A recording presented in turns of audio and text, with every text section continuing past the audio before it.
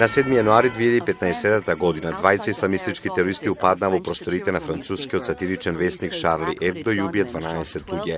Сите певме Шарли Ебдо, осуда на нападите се споделуваа фотографии за поддршка на Франција. Социјалните мрежи преплавени со осуда за екстремистите и поддршка за францускиот народ.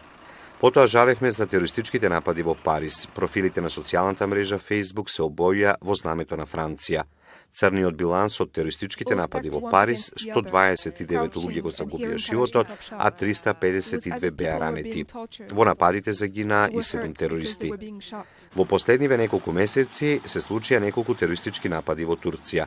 Во последните од неколкуте во Анкара загинаа 35 луѓе, а повредени беа 125. Во октомври ланската година во Анкара загинаа 86 луѓе, а повредени беа 186. Како ние во Македонија реагиравме, односно се однесувавме на социјалните мрежи по нападите во Франција и во Турција, а оттаму и прашањето зашто бевме Шарли Ебдо и Париз, а не бевме Анкара.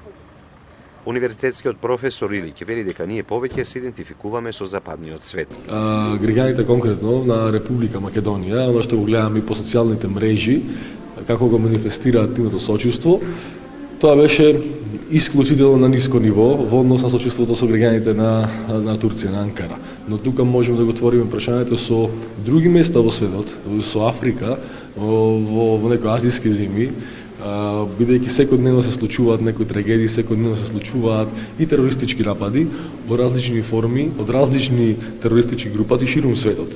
Но сепак македонските граѓани дефинитивно најмногу сочувствуваа со Франција, со француските, можеби Франција е една од првите метрополи во светот. Значењето на Париз, значењето на Франција, можеби овој наш разговор е европоцентричен, но во секој случај ние како европејци доминантно нашето внимание е свртено кон Европа. Сочувството го базираме на начин на таа ментална, повеќе цивилизацијска припадност. Не сметам дека тука има некоја зла намера или дека има некоја ложа позадина, тоа е спонтано однесување на граѓаните.Оздруженијето за македонско-турско пријателство ја потенцираат, како што велат, дволичноста на Европа. Значи, Европската унија, според мене, има двојни стандарди. Кога станува збор за терористички напади во некоја од земјите членки од Европската унија, како што тоа беше во Париз, тогаш целата Европска унија се дига на нозе, сите светски лидери одат во Париз на местото каде што се случил настанот, поставуваат цвеќиња, изразуваат сочувство.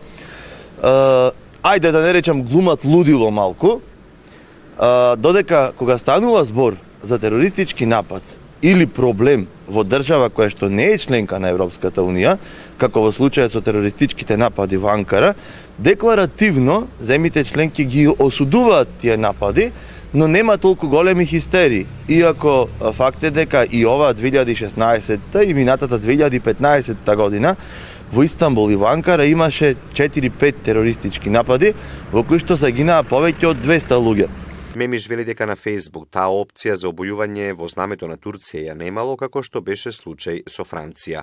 Например, јас на Facebook сум пријател со многу припадници на турската етничка заедница. Пред се гледам тие нивните профили ги имаат обоено во црвено, нешто слично како што беше со тробојката но сепак толку не е масовно колку што беше по нападите во Париз. Мислам дека тука малку и Facebook помогна, затоа што таа беше светска апликација која што можеа сите земји да ја искористат за да ги променат боите на нивните профили, додека тука и самата социјална мрежа мислам дека не учествуваше овој пат. Значи, мислам дека најдобро е кога не би се случувале такви работи, но за жал светот стана едно лошо место за живење.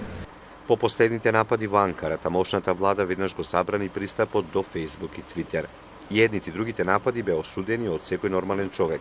Начинот на изразување на осудата најразличен, но тоа најчесто се демонстрира или манифестира на социјалните мрежи. Сметам дека сочувството со Франција и со французите не беше по религиска основа. Не беше на база дали се тие христијани, бидејќи ходиме веќе во декомпонирање какви христијани се и тие, какви сме ние. Сметам дека нема некоја религиска врска, но повеќе има некоја цивилизацијска, историска, традиционална, културолошка поврзаност. И повторно ќе кажам, Западна Европа е тежиштето на Европа и всушност сите ние гледаме, тоа е подсвесно, несвесно, гледаме кон неа. И сите случувања таму, во еден Лондон, во еден Париз, па во еден Берлин, во еден Рим повеќе ќе не засегнат отколку некои случувања во кој да било држава во Африка, па да зажали и во Турција.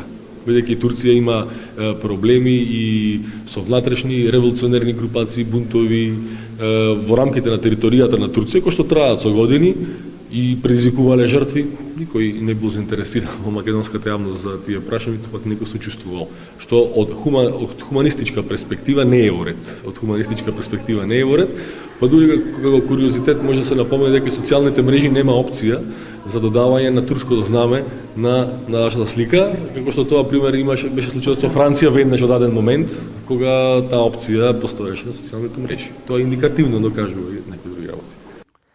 Кога се случија нападите во Париз, светските метрополи во знак на солидарност со францускиот народ ги обоја плоштадите или големите препознатливи објекти во боите на Франција. Така беше и во Скопје. Што не беше случај по нападите во Анкара. Не дека не беше осуден терористичкиот напад, туку манифестирањето беше поразлично.